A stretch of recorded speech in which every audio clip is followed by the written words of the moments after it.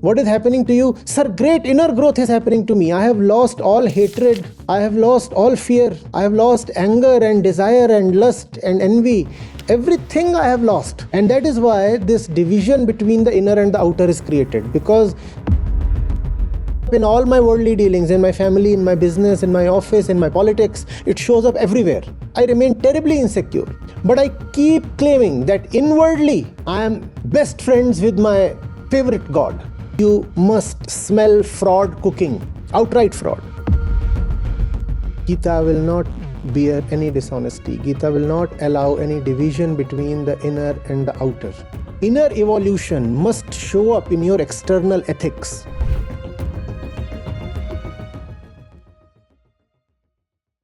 Clouds refer to that which offers you something for free, because the rains come for free and the rains come from cloud. So therefore, cloud refers to the source of all grace. Hence, the clouds are a metaphor for benediction. Fine. Then, what is rain? Rain is grace itself. Because no one earns rains. Rains just happen like grace. Okay. And then what are all these beings, the Bhutani, being referred to in the verse? Well, you see, that is the inner being. The inner being. The ego self itself. It is the ego that is being referred to as the inner being. So, what the verse means is that Yagya is desireless action, Nishkam Karma, and Nishkam Karma attracts grace because it pleases the source of the grace, and then that grace nourishes the ego in the way rains nourish the plants and the animals and the humans. So that would be the inner interpretation. Now, this inner interpretation sounds better than the outer one. At least it is not unscientific. The outer one was something straight out of a circus. But the inner one isn't complete either. The inner one still stands divided. The inner one still lacks a certain honesty. Because in the inner interpretation, the outer has been totally rejected, sidelined. One feels as if deliberately shut out. I want to talk of what is happening within. I don't want to talk of what is happening without. Why? Because what is happening within can never be tested. I can just keep claiming that inside me certain great things are happening. Now the outer is available for verification. The outer can be subjected to tests. Right? So claiming something in the outer dimension is risky. If you say, for example, that spirituality enabled me to be physically fitter and I have lost weight, then you can be put on a weighing scale and your lie can be called out.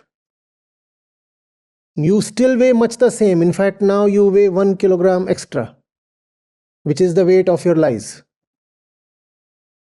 Right? But if you say, inwardly I have become lighter, nobody can test it.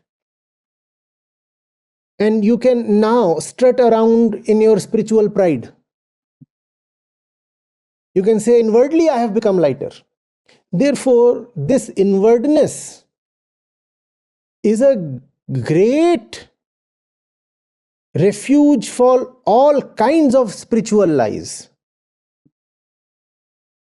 And that is why this division between the inner and the outer is created. Because the moment the inner presents itself to be tested in an outer way also, all the pretense of inner growth or development or illumination can be exposed. Therefore, inner decides deliberately to remain only inner. And hence, a division between the inner and outer becomes necessary. What is happening to you? Sir, great inner growth is happening to me. I have lost all hatred. I have lost all fear. I have lost anger and desire and lust and envy. Everything I have lost.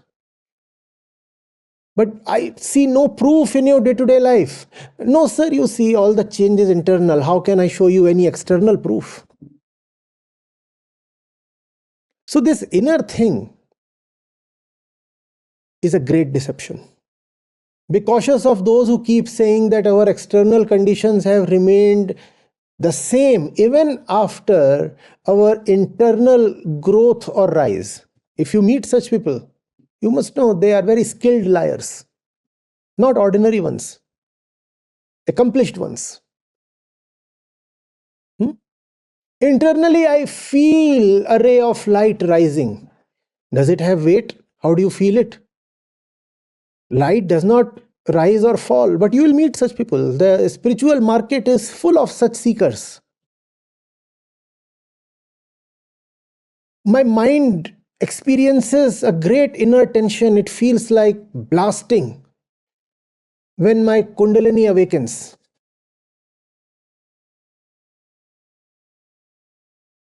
A great presence from somewhere comes and speaks to me. Now, in the innocent old days, they would simply say some ghost, some soul, some spirit is talking to me. These days, they name it more politely.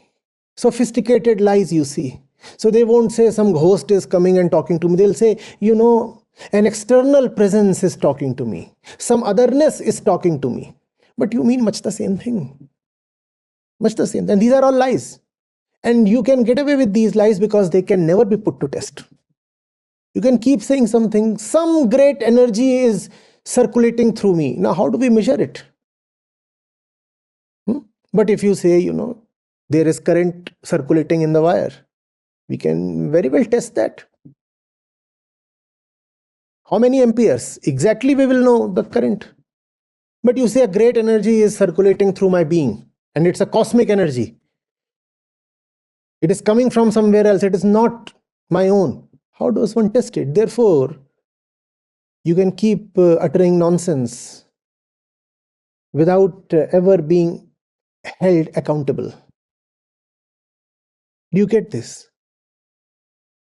And this distinction between inner and outer then has to be deliberately maintained.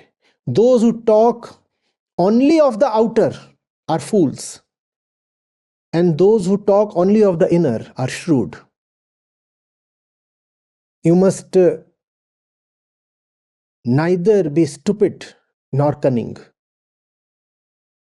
In fact, it is in some way better to be stupid than cunning. If you think that this verse means that Yagya causes rains, physical rains, and that's what Sri Krishna is holding forth on, you can probably be corrected.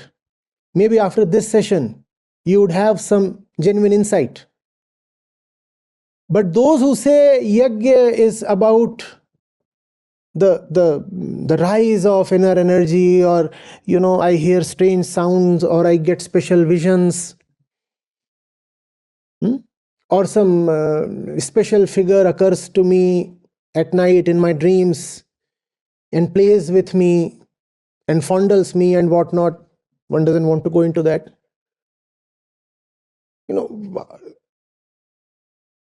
will continue on your own. In fact, if somebody comes to even discuss this with you, you will have one patent response. You know what you will say? You will say, since you have not experienced it, therefore you are denying it. So in fact, your denial proves your inferiority, because you are denying it only because you have not experienced it. And you have not experienced it because you are not pure enough. You see, I am a pure soul.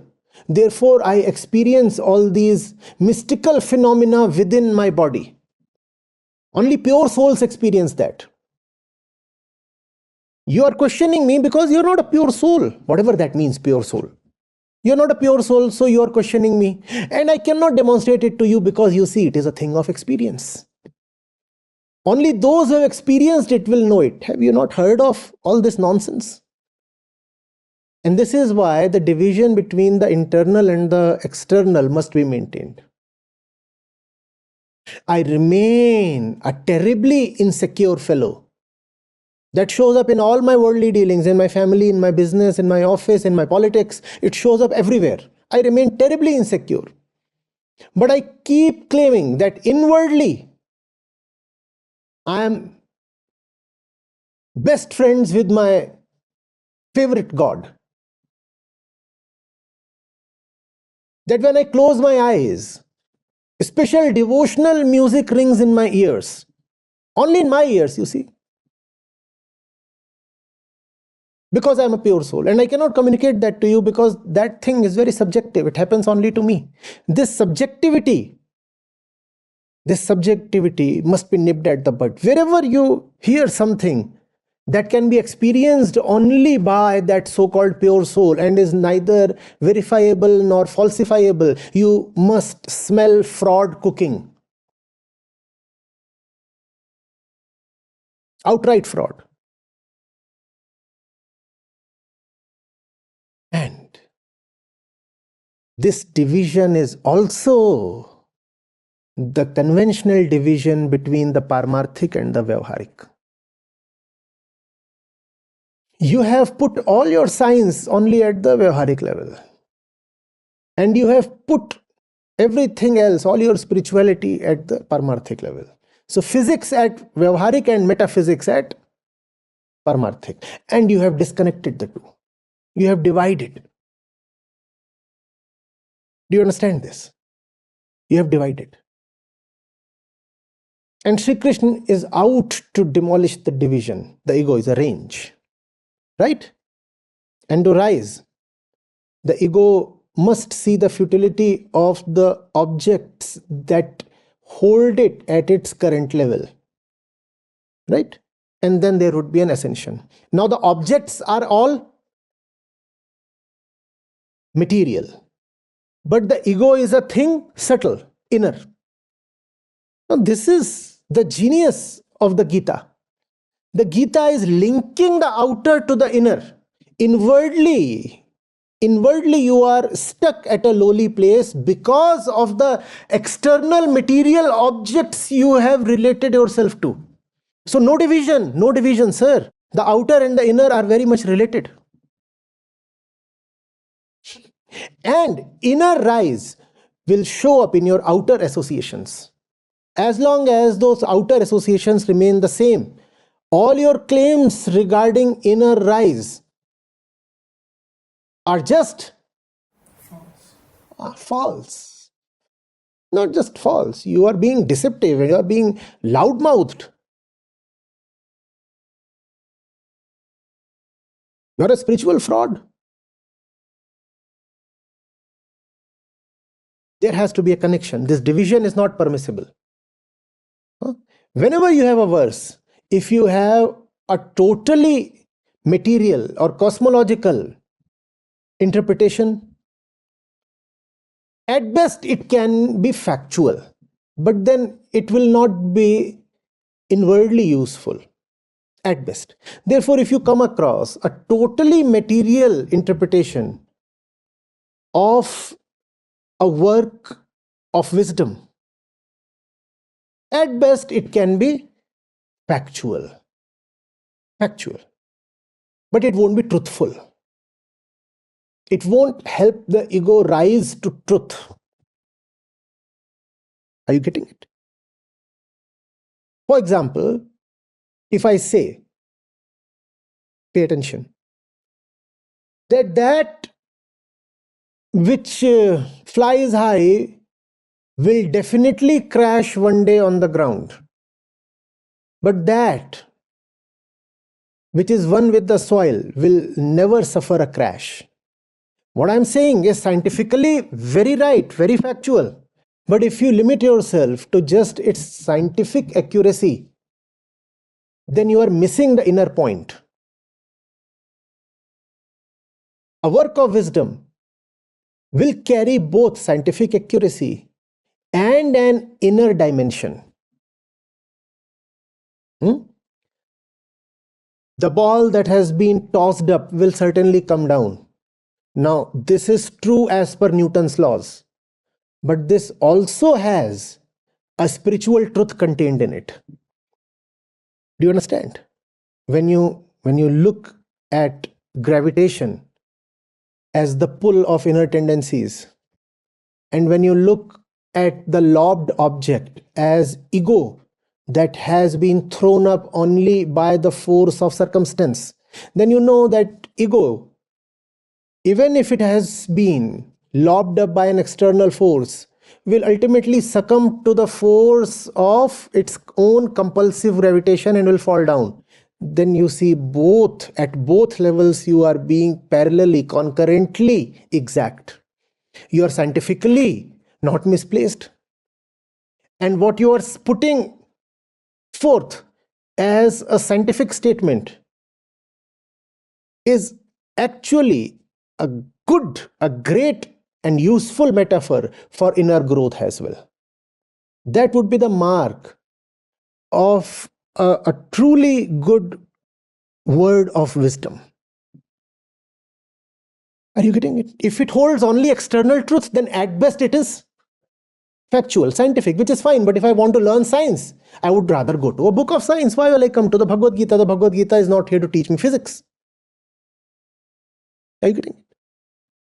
Worse than that is when you interpret the Gita in a way which is not even scientific. Like saying, when we had the COVID tragedy, a lot of so-called religious people were saying we must have a lot of fire sacrifices. Let's perform Yagya. And that will kill the COVID virus. No, you are deeply disrespecting the Gita. You are deeply disrespecting the Gita. You are using Yagya as an air purifier. You are using Yagya as some kind of cloud seeding mechanism. What are you doing? And that has been happening since centuries. India, agriculture has been largely dependent on monsoons. Right? India, agriculture has been largely dependent on monsoons. And it used to be a very common practice to perform Yagya when the skies won't open up. It's not raining.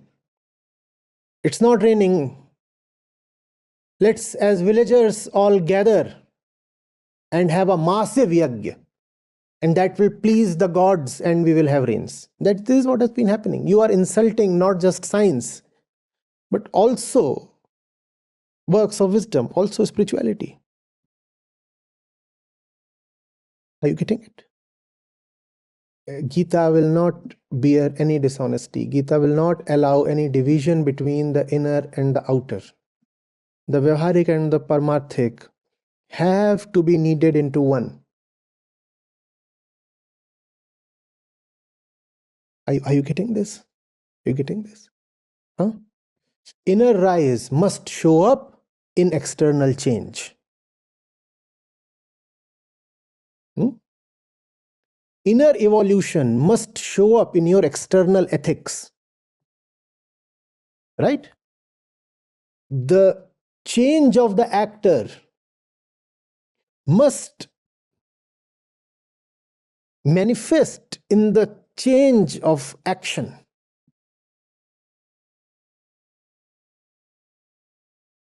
Then there is honesty. Now the inner and the outer are one. Now the Vyavaharik and the Paramarthik are hand in hand. Getting it? So the outer interpretation of this verse is obviously stupid, though that's what has been accepted since long. If you perform Yagya, you will remove all the bacteria and the virus. If you perform Yagya, gods will be happy and they will, if you perform Yagya, you will release oxygen in the environment, all those kinds of things.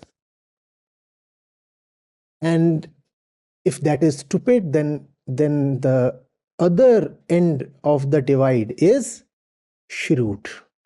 What does the other end of the divide say? Oh, Yagya is about inner rise and inner rise alone. Yagya is about inner rise. Now, these true people are not dumb. They are intellectual enough to understand that Yagya refers to Nishkam Karma. They know that. They understand that. But they are not honest enough to actually internally rise. So they make their intellectual comprehension food and nutrition for their ego. They say, yes, Yagya means to live in a way that raises your inner self, and we are experiencing a genuine rise in our inner self. Yes. Don't you see that in my eyes? Don't you see that in the glow on my face? Don't you experience that in my vibes? Don't you feel that in my aura? They won't display that in their actions, in the P&L of their business, right? In the books of their shops. They won't display that in all that. In the real relationship with their spouses and their kids. In the view that they hold of opposing communities and ideologies. Nowhere would any inner rise show up. But they will keep saying, I have risen internally, and that is showing up in my aura and vibes. Frauds. Very shrewd people. We are to be neither stupid nor shrewd. The internal and the external are anyway necessarily connected. Let this be remembered as the climate sutra. Bhagavad Gita, 14th verse of the 3rd chapter is the climate sutra. Just download the Acharya Prashant app, and there you go to the community section, and you have live testimonials streaming in at the rate of 1 every 5 minutes. I'm seeing lives change in thousands, if not millions, every day in front of my own eyes. We are doing it. Right. We have actually done it. Join the community of more than 2 lakh participants on the Acharya Prashant app. Your first month is completely free. You'll get full access to Gita Mission. On the app, you will get regular live sessions, daily exclusive conversations with Acharya Prashant, access to the vibrant Gita community, wisdom exams, curated news, audiobooks, quotes, and much more. Search Acharya Prashant on Google Play Store or Apple App Store and download now.